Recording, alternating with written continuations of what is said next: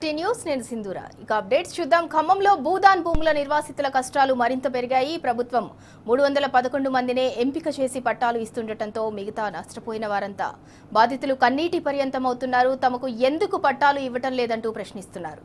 తమకు జాగా పొలం ఎక్కడా లేదని వాపోతున్నారు. అధికారులు తప్పిదం వల్లే తాము నష్టపోతున్నామని ఆవేదన వ్యక్తం చేస్తున్నారు. కలెక్టర్, ఆర్డీఓ, ఎంఆర్ఓ కార్యాలయాల చుట్టూ బాధితులు తిరుగుతున్నారు. ప్రభుత్వం కనికరించే పరిస్థితి లేకపోవడంతో దిగాలు పడుతున్నారు.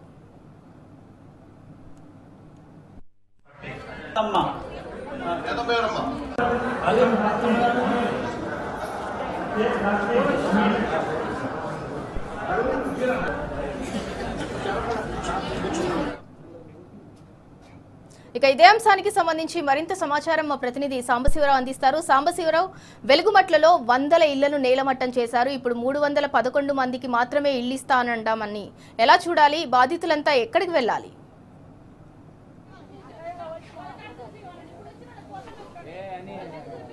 సింధూరా, ఫిబ్రవరి 24వ తేదీన ఉదయం దాదాపు 750 ఇండ్లను వెలుగుమట్ల రెవెన్యూ పరిధిలో ఉన్నటువంటి భూదాన్ భూముల్లో ఈ ప్రభుత్వం కూల్చేసింది. దాదాపు 750 ఇండ్లను కూల్చి అక్కడ ఉన్నటువంటి ప్రజలను బలవంతంగా ఖాళీ చేయించి నిర్దాక్షిణ్యంగా బయటికి గెంటేసింది. ఆ రోజు నుంచి ఈ రోజు వరకు చెట్టు పుట్టను పట్టుకుని కాలం వెళ్లదీస్తున్నారు ఈ భూదాన్ బాధితులు.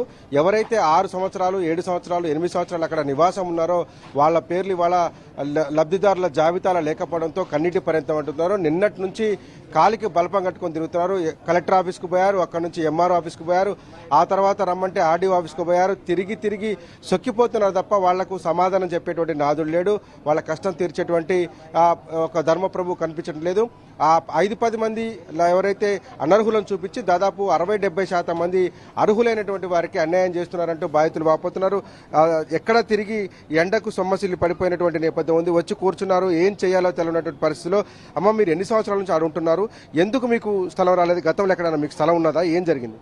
అసలు మాకు ఎక్కడ స్థలం లేదండి. మేము 8 సంవత్సరాల నుంచి అక్కడే ఉంటున్నాం. 8 సంవత్సరాల నుంచి ఉన్నాం. ఇంకో ఇది మాకు అప్పుడు ఇచ్చే ప్రొసీడింగ్ కాగితం, మా ప్రొసీడింగ్ ప్రకారం ఎవరికైనా ఇవ్వలేదు. అక్కడ మొత్తం లోకల్ వేరే వాళ్ళకి, వేరే ఊరు వాళ్ళకి కావాల్సిన వాళ్ళకి ఇట్లాంటి మాకు ప్రొసీడింగ్ ఇచ్చారండి. వాళ్ళకి ఇచ్చారు అడగండి, వాళ్ళకి ఎవరికి ఇవ్వలేదు. మాకు వాళ్ళు వేరే వాళ్ళకి ఇచ్చారు కానీ మేము ఉండే వాళ్ళకి ఎవరికి ఇవ్వలేదు. మేము ఇల్లు నష్టపోయినాం. మాకు పోవడానికి ఆడికి లేదు. మేము ఏడనే భవనంలోనే ఉంటున్నాం. మాకేం చేయాలనో తెలియట్లేదు సార్. మీ పేరే తల్లి? జయమ్మ పేరుతోని 2014 ఏప్రిల్ 21వ తేదీన భూదాన్ యజ్ఞ బోర్డు ఇచ్చినటువంటి ప్రొసీడింగ్ పట్టా ఇది. ఈమెకు ప్రొసీడింగ్ పట్టా ఉంది. గత 6-7 సంవత్సరాలుగా అక్కడే నివాసం ఉంటుంది. 10 సంవత్సరాల నుంచి ఇల్లు కూడా కట్టుకున్నాం. ఇల్లు కూల్చిన సార్ వాళ్ళు కూడా రాత్రి మాకు పోలీసు వాళ్ళు కూడా కలిసారు.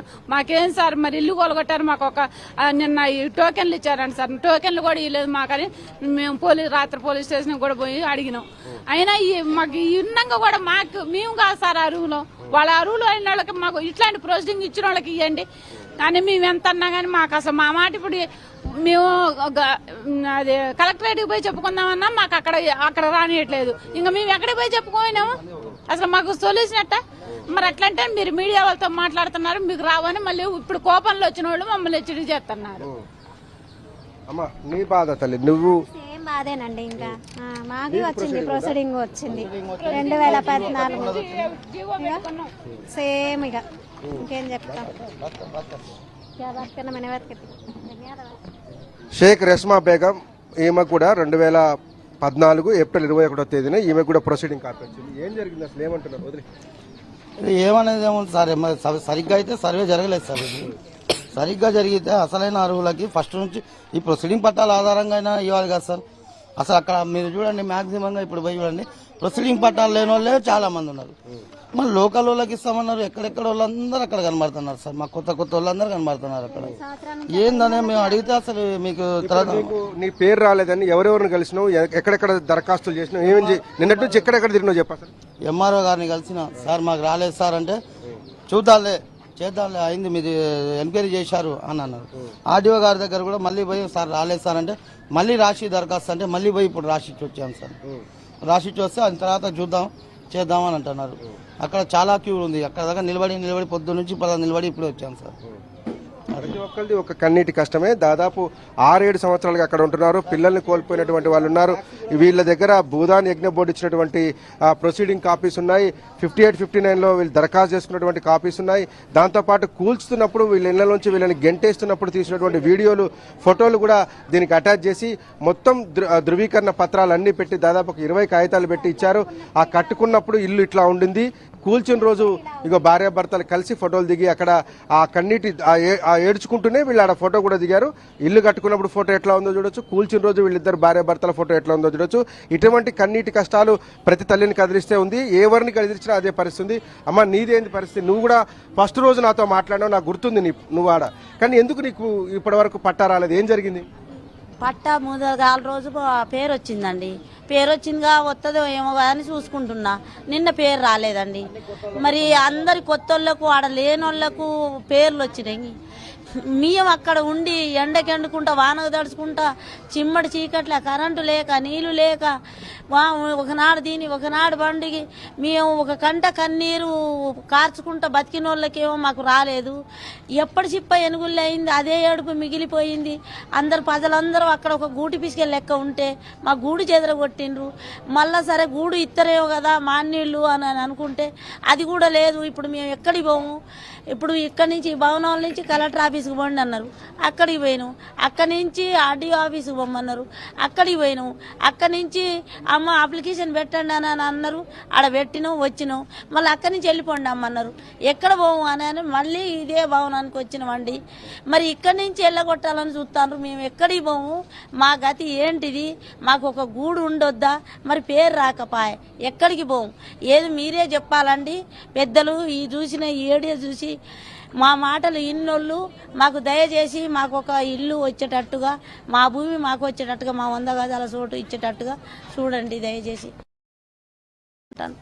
గతంలో భూదాన్ యజ్ఞ బోర్డు వీళ్లకు 100 గజాల పేరుతో ప్రొసీడింగ్ పట్టాలు ఇచ్చింది. కానీ ఇప్పుడు ప్రభుత్వం కేవలం 75 గజాల మాత్రమే ఇస్తుంది. అది కూడా 311 మందికే ఇస్తుంది.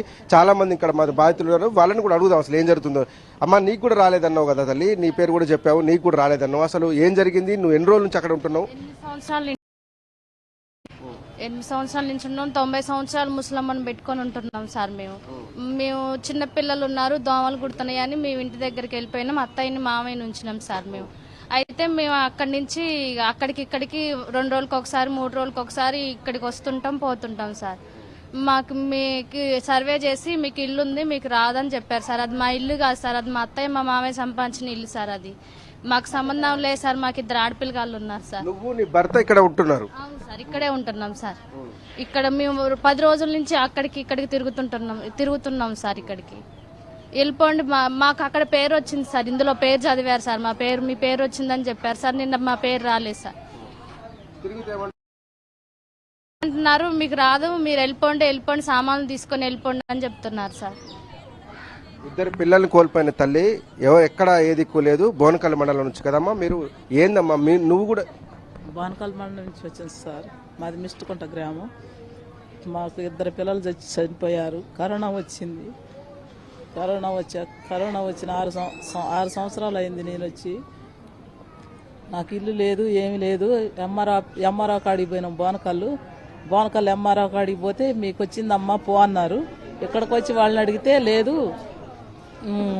మీకు లేదు, ఏమి లేదు, వెళ్ళిపోండి అన్నారు. సాయంత్రం అయిందిగా తెల్లారి వెళ్తారేమని చూసినాము. తెల్లారి విలవలేదు. ఇవాళ విలవపోతే మళ్ళీ పోయినాం బోనకల్లు పోతే అన్నాడుగా ఎంఆర్ఓస్. మరి వాళ్ళతో మాట్లాడితే వచ్చింది మీ పేరు అన్నారు. ఇంతవరకు అయితే పిలవలేదు. ఇది ప్రతి ఒక్కళ్ళ కష్టాలు ఇట్లా ఉన్నాయి. 6 సంవత్సరాల నుంచి 8 సంవత్సరాలు 9 సంవత్సరాలు ఆ ఊరు పుట్టిన దగ్గర నుంచి ఉన్న వాళ్ళు ఉన్నారు. అక్కడ దోమలతో సహజీవనం చేసిన వాళ్ళు ఉన్నారు. కరెంటు లేకుండా, మంచినీళ్ళు లేకుండా కాలం గడిపినటువంటి వాళ్ళు ఉన్నారు. ఎవరికి కూడా భూదాన్ యజ్ఞ బోర్డు పట్టాలు ఉన్న వాళ్ళు కూడా ఉన్నారు. ఇంతమంది ఉన్నప్పటికీ కూడా 311 మందిని మాత్రమే సెలెక్ట్ చేశారని చెప్పి వీళ్ళు వాపోతున్నారు. మేమంతా లబ్ధిదారులమే, మాకందరకు ఇవ్వాలి, మా ఇండ్లు కూడా కూలగొట్టారు అని చెప్పి అడుగుతున్నారు. ఆర్డీఓ కార్యాలయం చుట్టూ, తహసీల్దార్ కార్యాలయం చుట్టూ, కలెక్టరేట్ చుట్టూ తిరిగి ఓపిక లేక వచ్చి ఇక్కడ కూలబడిపోయిన పరిస్థితి. ఇక్కడ కూడా పోలీసుల చేస్తారో తెలియదు. ఎందుకంటే మొత్తం 750 మందిని కూల్చిన తర్వాత అందులోంచి 311 మందిని తీసేశారు. ఒక 100 మందికి ఇందిరమ్మ ఇల్లు ఇస్తూ ఉంటున్నారు. సో వీళ్ళ సంఖ్య తగ్గిపోతూ వస్తుంది కాబట్టి వీళ్ళ బలం కూడా తగ్గుతుంది. ఇక్కడ ఉన్నటువంటి నిజమైనటువంటి బాధితులను ఎల్లగొట్టేందుకు ప్రభుత్వం ఏర్పాట్లు కూడా చేస్తుందని చెప్పి వాళ్ళు ఆవేదన వ్యక్తం చేస్తున్నారు. Right, thank you Sambasivarao.